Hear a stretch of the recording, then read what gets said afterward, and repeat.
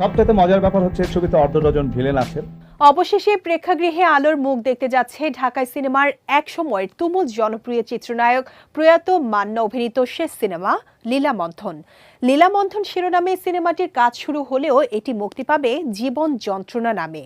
চলতি বছরের 15 ডিসেম্বর ছবিটি মুক্তি দেওয়ার পরিকল্পনা রয়েছে বলে জানিয়েছেন প্রযোজক খোরশেদ আলম খসরু। 2005 সালে মুক্তিযুদ্ধভিত্তিক লীলামন্থন শিরোনামে সিনেমাটির শুটিং শুরু করেন নায়ক মান্না। সিনেমাটির কিছু দৃশ্য বাকি থাকতেই 2008 সালে হৃদরোগে আক্রান্ত হয়ে রাজধানীর ইউনাইটেড হাসপাতালে মারা যান তিনি।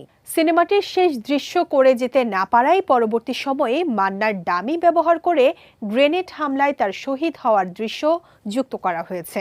সিনেমাটি 2011 সালে সেন্সর বোর্ডে জমা পড়ে, কিন্তু নামের কারণে দীর্ঘ সময় সেন্সরে আটকে থাকে সিনেমাটি। অবশেষে নাম বদলে প্রদর্শনের অনুমতি পেয়েছে মান্নার শেষ সিনেমা। মুক্তির আগে ভারত ঘুরে আসছে জীবন যন্ত্রণা। কারণ সিনেমাটির দৃশ্য ধারণ হয়েছিল 35 মিলিমিটার লেন্সে, তাই ছবিটি ডিজিটাল ফরম্যাটে রূপান্তর করা হচ্ছে কলকাতায়। 1971 সালে মুক্তিযুদ্ধের সময় যৌনকর্মীদের ভূমিকার বাস্তব চিত্র তুলে ধরা হয়েছে জীবন যন্ত্রণা সিনেমায়। এর কাহিনী, সংলাপ ও চিত্রনাট্য লিখেছেন জাহিদ হোসেন। সিনেমাটি যৌথভাবে পরিচালনা করেছেন জাহিদ হোসেন ও খোরশেদ আলম খসরু। জীবন যন্ত্রণায় মান্না ছাড়া আরও অভিনয় করেছেন মৌসুমী, পপি, দিঘি, বাপ্পারাজ ও মিশা সওদাগর সহ অনেকেই।